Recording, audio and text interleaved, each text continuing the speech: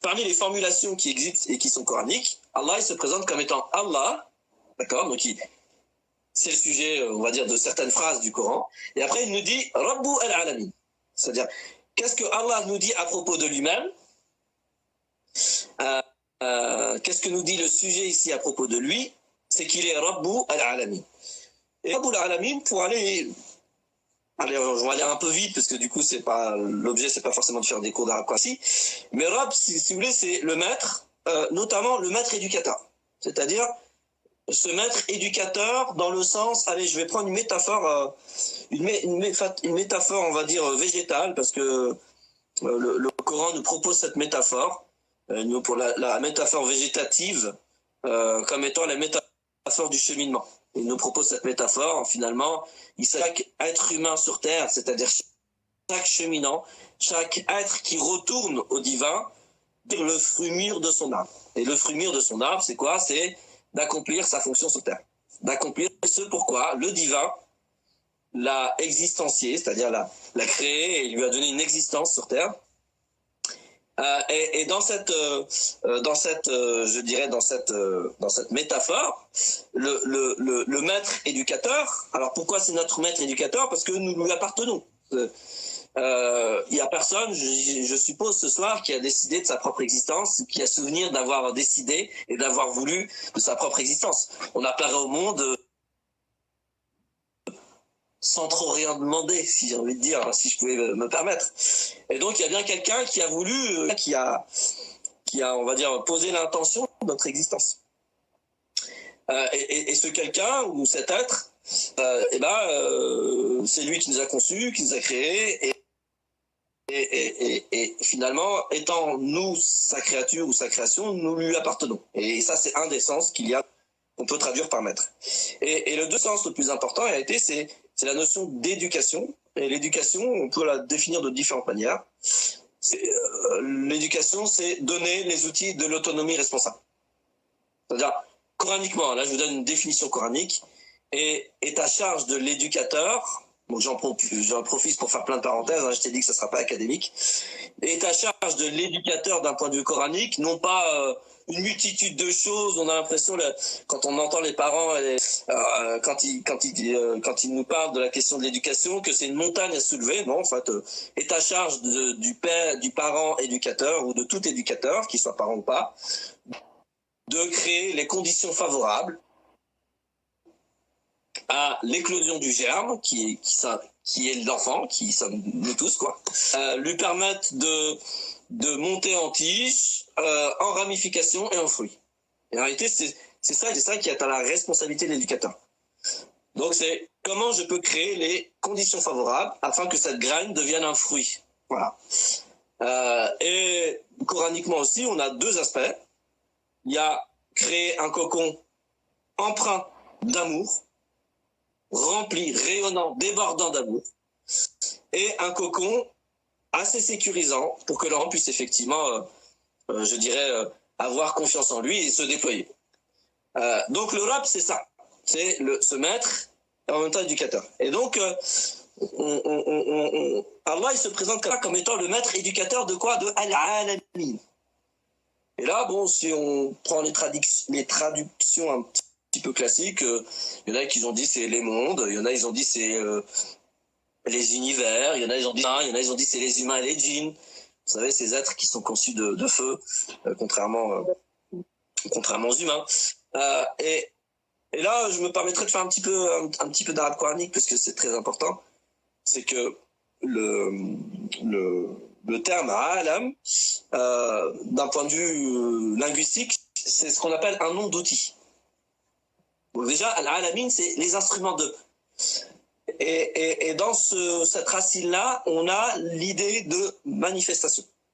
Si vous voulez, on a deux grandes idées. On a l'idée de signe distinctif et l'idée de manifestation. C'est-à-dire, c'est quoi la manifestation? C'est tout ce qui est accessible à nos sens. Tout ce qui est manifeste et qui est accessible à nos sens. Et en réalité, l'alamin, il faudrait le traduire, si vous voulez en faire une traduction littérale, pour ne pas faire parler le mot, mais laisser le mot nous parler, il faudrait dire les êtres manifestants, ou les êtres distincts manifestants. Et donc Allah, en fait, il se décrit comme étant le maître éducateur de tout être distinct, c'est-à-dire de tout être unique, singulier, qui a pour fonction de le manifester. C'est ça le sens profond de la alamin en réalité. Et ça, c'est pas le, comment on pourrait dire ça, la chasse gardée des musulmans. C'est tous les êtres qui sont créés par Dieu, qui sont singuliers, qui sont distincts, c'est-à-dire qu'il y a des autres êtres humains, et qui ont pour fonction ontologique ou principielle ou spirituelle, qui ont pour fonction spirituelle ou existentielle dans ce monde, de manifester une partie du divin, à travers la fonction qui est la nôtre, à travers notre mission de vie, à travers notre légende personnelle. C'est-à-dire que Allah, c'est le Dieu des musulmans, bah, le Coran, il dit tout le contraire. C'est-à-dire, c'est pas que des musulmans, non, Allah, c'est le Dieu de tous les êtres qui cheminent pour pouvoir le manifester, pour pouvoir accomplir ce pourquoi ils sont ici. Et cette formule-là, elle n'intervient pas qu'une fois dans le Coran, elle a plusieurs reprises, donc on a plusieurs occurrences où Allah se présente comme ça. Allah, Rabbul Alamin. Allah, Rabbul Alamin. Allah, maître éducateur de tous les êtres distincts manifestants, qui ont pour se manifester le divin. Donc ça, c'était pour un petit peu répondre effectivement à cette problématique-là de départ. Donc du coup, on voit bien que finalement, le terme Allah, qui utilise des lettres arabes, n'est pas quelque chose qui serait spécifique aux Arabes ou aux musulmans ou autres. C'est à toutes, je dirais, c'est alami, nous tous en fait.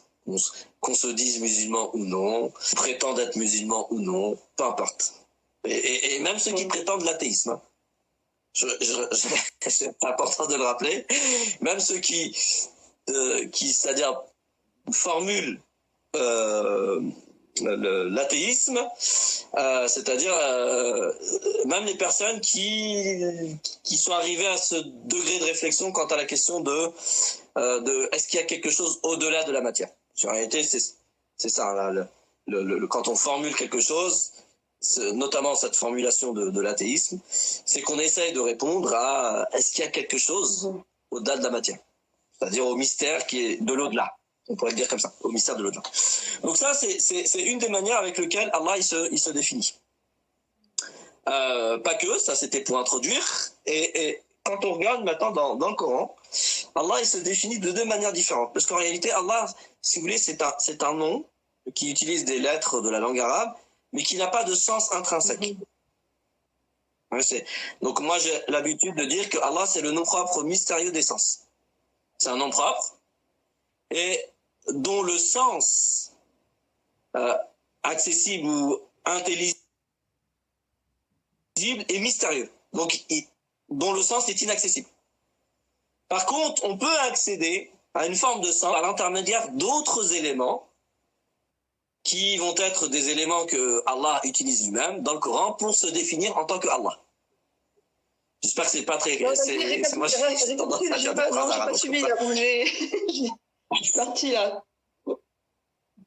J'ai dit, le mot, c'est un mot, hein. Allah, c'est un mot, d'accord, il utilise des lettres.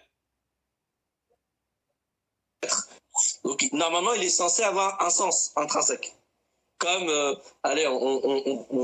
peut-être on l'a dit la dernière fois, mais intrinsèque. Ar-Rahman, ça veut dire tout rayonnant d'amour. Tout rayonnant d'amour. Donc, il y a trois mots qui permettent de le définir, et ces trois mots, ils sont intelligibles. C'est-à-dire l'entendement ou la raison peut leur donner un sens et entendable. Par contre, le mot Allah, c'est quoi le sens? Il n'y a pas de sens, vous voyez, c'est ce que je veux dire. C'est un mot particulier, c'est pour ça d'ailleurs, de tout temps, en fait, on a dit de ce mot-là qu'il était lafzu al-jalala. Donc le terme articulé qui renvoie à la majesté. Qui renvoie à la majesté. Mais on dit pas que c'est le sens de majesté qui est dedans. Donc tout ça pour vous dire que le mot Allah tout seul, comme ça, il n'a pas de sens intrinsèque. Donc comment on essaie d'accéder à un sens quand même pour pouvoir justement manifester ce Allah qui nous dit qu'il est notre maître éducateur de tous les êtres qui ont pour fonction de le manifester sur Terre, et on y accède par l'entremise des différentes manières avec lesquelles Allah se définit dans le Coran. Et donc Allah il se définit dans le Coran de deux manières différentes. Soit par la formule, ce qu'on appelle la formule de l'unicité, c'est-à-dire le la ilaha illa, c'est ça la formule de l'unicité, la ilaha illa, puis je vais essayer d'expliquer un petit peu, ou soit, c'est pas ou, c'est et, avec c'est ce que moi j'appelle les noms propres fonctions du divin. Ce que les gens les appellent les plus beaux noms, on sait un peu plus que ça. On va dire les noms propres fonctions du divin. C'est-à-dire les noms... 99 noms, hein, attributs. Les fameux 99 noms, non, allez, les fameux 99 noms du divin. Donc, bah voilà, c'est-à-dire pour tenter d'accéder finalement à une représentation la plus complète possible de ce qui est Allah ou de ce qu'est Allah, eh ben, il faut passer par ces deux canaux-là.